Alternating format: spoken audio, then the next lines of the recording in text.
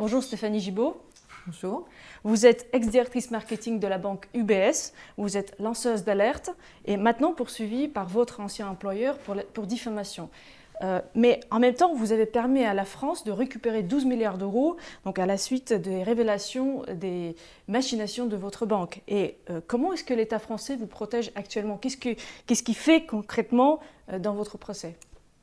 L'État français ne fait absolument rien, n'a jamais rien fait pour moi jusqu'à présent. J'ai eu 2 jugements contre UBS, en 2010, puisqu'UBS avait déjà porté plainte en diffamation contre moi pour exactement les mêmes motifs que ceux pour lesquels je dois être jugée en février, c'est-à-dire le fait que les collaborateurs récalcitrants sont harcelés, ce qu'UBS conteste, et elle conteste bien évidemment les propos d'évasion fiscale et blanchiment de capitaux en bande organisée, que je dénonce dans mon livre, alors qu'elle est mise en examen sur ces chefs d'accusation-là, et qu'elle risque une amende de 10 milliards d'euros par l'État français.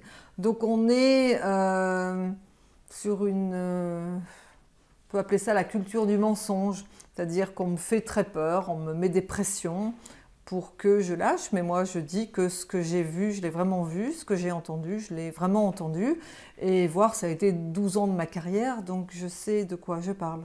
Mais vous avez rencontré Michel Sapin, l'actuel ministre des Finances et de l'Économie, qui vous a remercié pour votre travail, pour avoir aidé l'État français.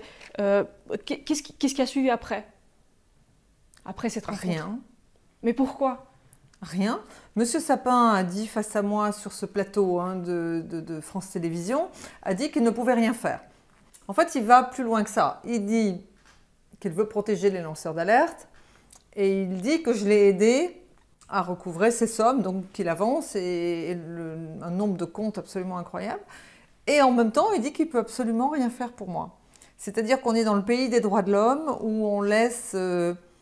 les citoyens honnêtes se débrouiller à survivre, puisque avec une affaire comme l'affaire UBS, qui est une affaire d'État, il ne faut pas oublier quand même, là on vient de juger M. Cahuzac, ancien ministre des Finances, qui lui-même avait ses propres comptes chez UBS à Genève, on se rend compte que tout ça c'est beaucoup de communication et pas d'action.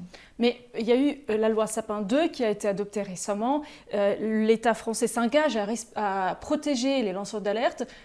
Donc pour vous, ce sont uniquement des paroles? Enfin, ce ne sont pas des actes? S'engage à protéger les futurs lanceurs d'alerte. Mais qu'est-ce qui vous a alors poussé à révéler ces informations? Est-ce que vous attendiez à un calvaire pareil? Je ne m'attendais pas à la violence et je ne m'attendais pas à la lenteur des procédures. Parce que vous voyez bien, j'ai déjà été jugée non coupable il y a 6 ans maintenant. UBS recommence, donc c'est juste des pressions extraordinaires. Non, je ne m'attendais pas à ça, mais je ne m'attendais surtout pas à ce que l'État français me laisse tomber. Parce qu'en fait, au-delà de l'affaire UBS, qui est d'une gravité absolue, c'est la responsabilité de nos dirigeants qui aujourd'hui est mise en jeu. Et c'est là où c'est encore plus choquant, si vous voulez. Ça fait 8 ans que j'ai dénoncé cette affaire, que j'ai dit que je ne voulais pas donc détruire des données qui tendaient à prouver l'évasion fiscale en bande organisée mise en place par UBS. Depuis, rien. Mais le prochain procès pour diffamation, est-ce que vous pensez pouvoir le gagner? On ne peut que l'espérer, puisqu'il y a 7 ans, j'ai déjà été jugée non coupable. Maintenant, l'État français se bat contre UBS dans un procès qui devrait avoir lieu l'an prochain. Cela étant, grâce à la loi Sapin, il va être possible pour UBS maintenant de négocier une sortie, c'est-à-dire une transaction à hauteur de quelques milliards d'euros, où la culpabilité d'UBS sera peut-être même pas reconnue. C'est-à-dire qu'il n'y a pas de reconnaissance de culpabilité. Donc en fait, on est sur de la communication, on est sur des échanges de haut niveau entre des banquiers d'un côté et un État de l'autre.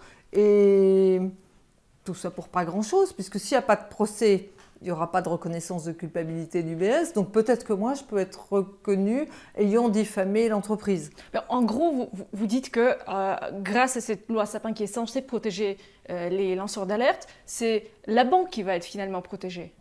Mais oui, c'est-à-dire que moi, je ne suis absolument pas concernée par la protection des lanceurs d'alerte, de ce volet particulier de la loi Sapin 2. Absolument pas. Donc l'actuelle législation ne vous protège pas du tout? Absolument pas. Ah non, non, je ne suis absolument pas concernée. Donc, et comment est-ce qu'on peut faire à ce que la législation marche finalement, à ce que les lois marchent finalement, non seulement pour les futurs lanceurs d'alerte, mais aussi pour les anciens? Mais vous savez, la France, c'est un pays où les lois, les règlements, les règles sont très nombreux. On a un droit administratif, un droit du travail, un droit pénal qui sont très complets. Le problème, c'est que les lois ne sont pas appliquées. Et qu'aujourd'hui, cette fameuse loi qui, soi-disant, protégerait les lanceurs d'alerte à venir, donc on verra dès 2017 comment ça va pouvoir se passer, le tout, c'est que ces règles-là, ces lois-là soient vraiment appliquées, ce qui n'est pas le cas aujourd'hui. Vous savez, vous avez déjà évoqué le cas de Jérôme Cahuzac qui a été condamné. Il y a Christine Lagarde qui a été condamnée, bon, sans peine, mais condamnée. Donc le gouvernement, enfin l'État français, affiche clairement une volonté de lutter contre la corruption. C'est pas le cas pour vous, c'est ça? Mais c'est une volonté affichée, on est d'accord. Mais Madame Lagarde, elle est condamnée à quoi? Elle n'a pas de peine, elle ne rend pas cet argent, ou elle n'aide pas à les récupérer.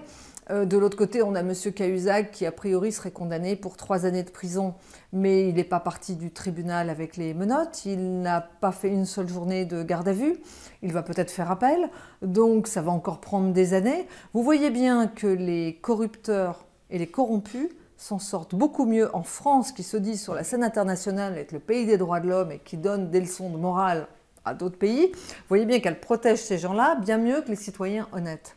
On parle de transparence et on parle d'éthique. Moi, je ne vous parle même pas de moralité de la vie politique, je vous parle d'éthique et de transparence. Comment est-il possible qu'un ministre des Finances soit en place et qu'il demande à ses citoyens de se serrer la ceinture, de payer plus d'impôts, et en plus il dit qu'il milite contre la fraude fiscale alors qu'il fraude lui-même.